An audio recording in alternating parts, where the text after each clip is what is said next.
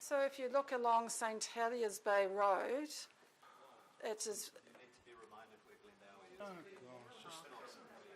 Okay, but we're talking about this whole map, and I do know where Glendowie is. Sorry. Okay, yeah. So these are, if you come along St Heliers Bay Road, then you go down into Riddell Road, and those were areas that arterials or collector roads, which may not right at this minute have a major bus service, but we need to remember we are planning for the future of the city, and so we are looking out to the future of how we develop these areas. We also do have some development around the areas of Mission Bay, but getting back to Glendowie, that's reflecting... It's gone to mixed housing suburban, which, as we've talked about before, is 2 stories and allows for 40% coverage.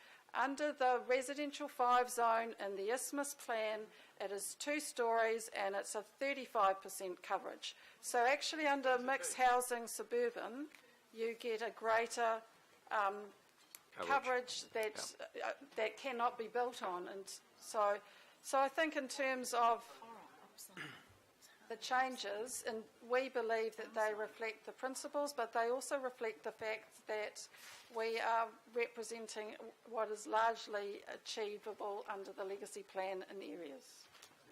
Okay.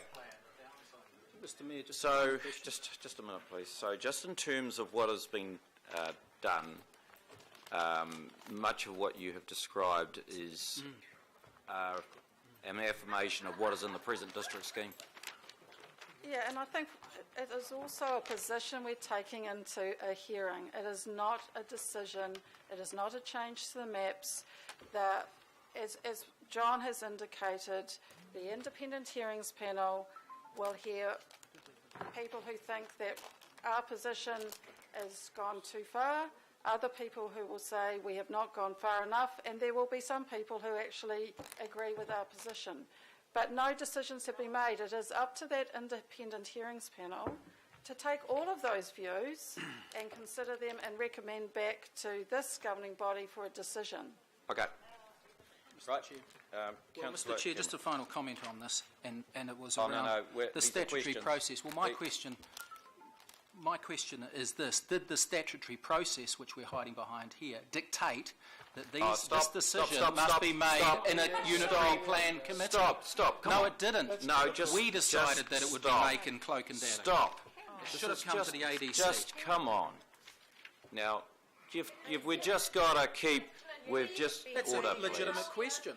Order, please. Now, you're not. No one's hiding behind the statutory process. Yes, they are the whole day. We're following behind it. This is. Of course they are. You're rude. And you've been the first to blame the government on this. They were in Parliament, they'd be removed. So this is a statutory process.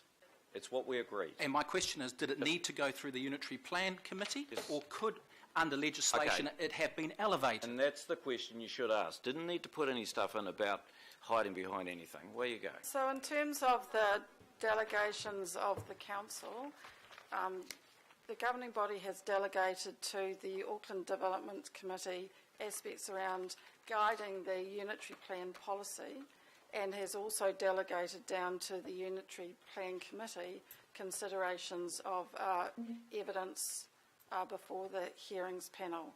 The way that it has been operating over this last term is that where there are significant policy discussions, those are discussed at the Auckland Development Committee. The Auckland Development Committee has also signed off on the work program of the Unitary Plan Committee. As part of that work program was the consideration of the zoning maps. So that discussion happened at the Auckland Development Committee, about 2 years ago, where the work program of that committee was set in place. In terms of the zoning, the policy decision was made at the Auckland Development Committee of how you want to apply the zones spatially around the city, and those were the principles. That sent the policy. The Unitary Plan Committee's role was to make sure that when they received the recommended changes, that they were comfortable that staff followed the policy direction of the Auckland Development Committee. And that was the role of the Unitary Plan Committee at that time. And those are all things that are set in place in terms of delegations. That's up. Thank you. Right, Councillor Mike. Thank you, Mr Mayor. My question is to you, and it is to ask you, how long are you going to extend this question and answer session with the planners? This is the third one, and what I fear is happening is that rather than the elected representatives having a debate, the question and answer session, because it has gone on for so long, is starting to become a proxy debate between elected representatives and Ms Pirrett in particular. Ms Pirrett is not an elected representative. We are. It's time we had a debate.